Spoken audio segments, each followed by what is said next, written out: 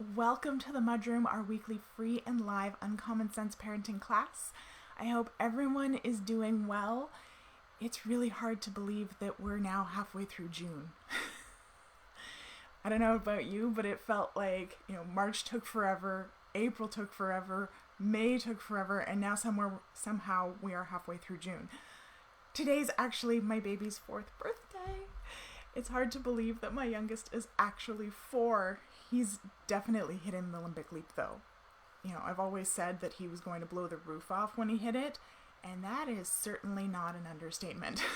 He is hitting it hard. But we had a good day, and I am super excited that they've increased the size of gatherings here so that we can celebrate with his grandparents at our cottage this Saturday. This is actually going to be our first trip up there this year because on top of provincial restrictions, my husband was also under travel restrictions from the military. So even though our cottage is only an hour and a half away, it was too far. So I'm super excited to get up there and spend the weekend in nature and just kind of blow this popsicle stand. Before we dig into today's topic, I'd like to introduce myself to any newcomers. Welcome, my name is Allana Robinson, and I'm a parenting coach for parents of toddlers, preschoolers, and kindergartners. I help you understand why your children are misbehaving and how to fix it without yelling, shaming, or timeouts. I'm your host here on the MudRoom. I also host the Parenting Posse Facebook group, and I invite you to join if you haven't already. And finally, I'm the creator of the Parentability program. So if you're here, say hi, let me know how you're doing. If you're watching the replay, drop me a replay in the comments. And don't forget to like and subscribe. If you're listening on the podcast, I would love it if you would do me a solid and leave a review. All right, so one of the complaints that I get most is about children being quote-unquote rigid thinkers. They can't think dynamically and apply rules dynamically. They can't see the shades of gray. You give them a direction, and then they can't generalize it to other areas, or they apply the rules really rigidly to other scenarios. So for instance, if you tell your child that they need a jacket to leave the house in February, in June, they're still insisting on having a jacket to leave the house. Or you tell them to always put their dishes in the dishwasher after they eat, and then they do it, even when the dishwasher is full of clean dishes. Or, one that's come up with some clients recently, if you tell them to go play and you set the timer, and then you come back and you find them having a toileting accident because you told them to stay downstairs and play until the timer beeps. And a lot of parents have said to me that it's really frustrating because you feel like you need to anticipate and preemptively address every single possible variation of your directions that could occur. And not only that, but they won't ask for help. They get defensive and they weaponize the rule. Like, you said to always put my dishes in the dishwasher. And we get super frustrated by this. And I get it. But parents, we're actually just as bad. We want to do the same thing the same way all the time. We like rules. And anytime there's a variance or other consideration, it's like it breaks us. My mods in the posse will often shake their heads at this because someone will take one piece of information and they'll try to apply it everywhere, and then they'll complain that it doesn't work or that it created another scenario. And I get at least one email a week from someone saying something along the lines of, "You said to do this, I did that, but it didn't work."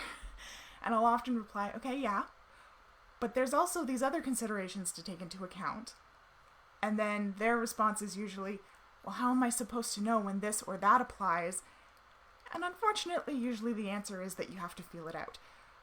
Parents who are rigid thinkers raise kids who are rigid thinkers. Once again, it all comes back to us, which I recognize is hard.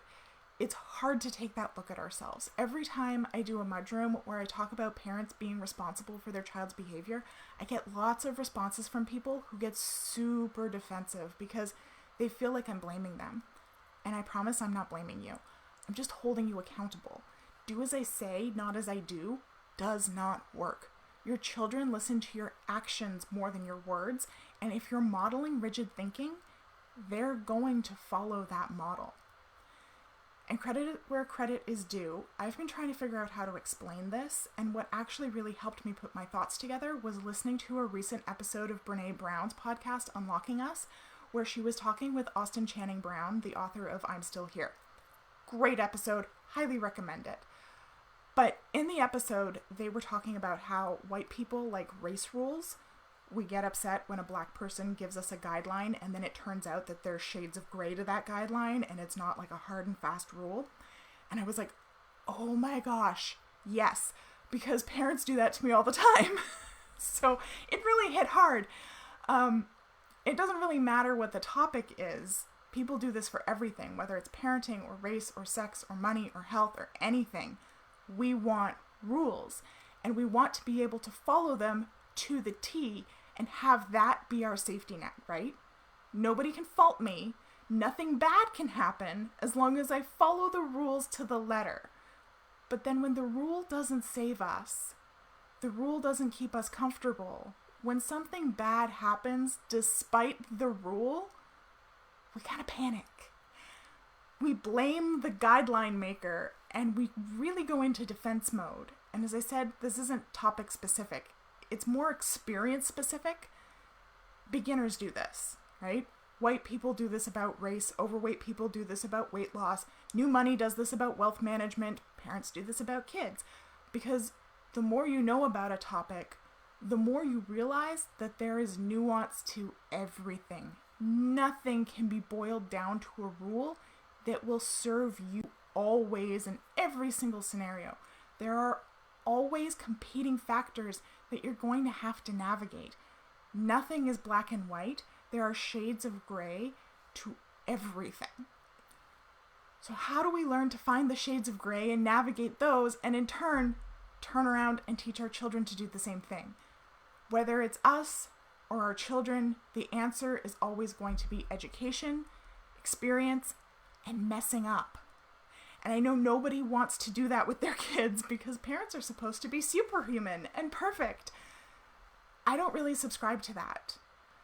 Children, bless them, are the most forgiving creatures. Every day we have the chance to do better with them.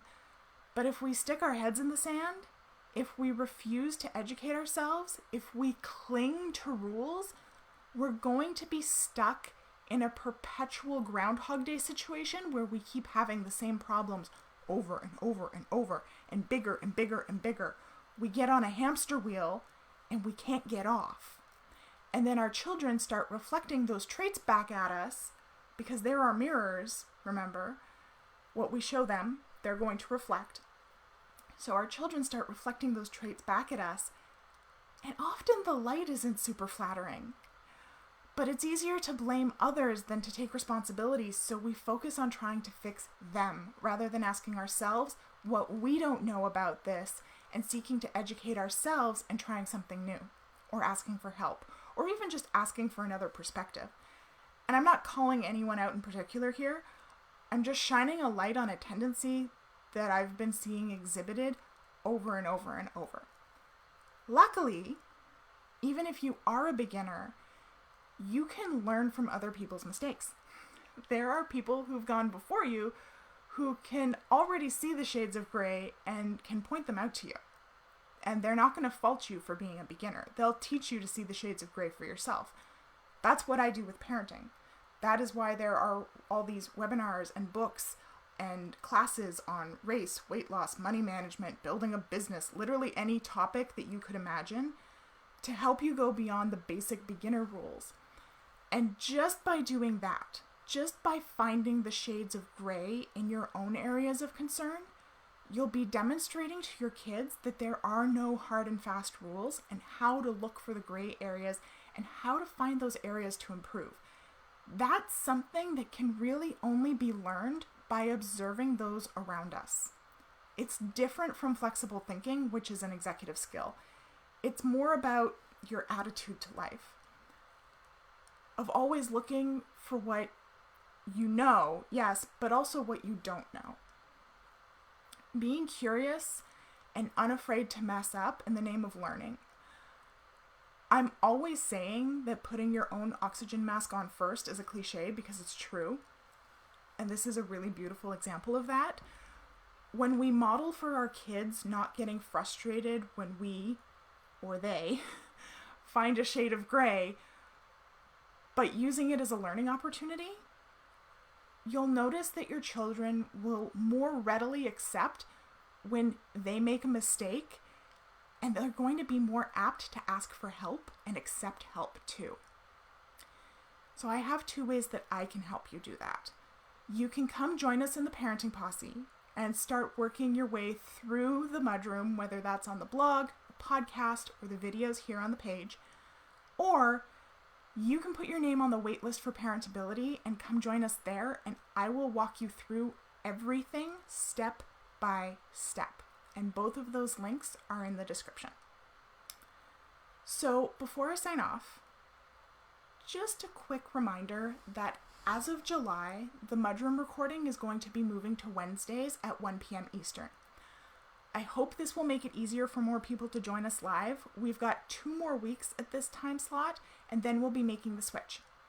So our first MudRoom of the new time will be July 8th, since the 30th of June is a Tuesday, and the 1st of July, which is Canada Day and a statutory holiday here, is the Wednesday. All right. How do y'all feel about that? I know it can be kind of difficult to kind of wrap your head around it and to change that attitude of between looking for others' faults to looking at what we don't know. But I promise you, if you can switch that perspective, if you can really embrace this, it makes all the difference in the world. And it's amazing how by changing our attitude, our children's attitude really switches too. So, thanks for joining me this evening. I will see you next week for another Uncommon Sense Parenting class. Bye.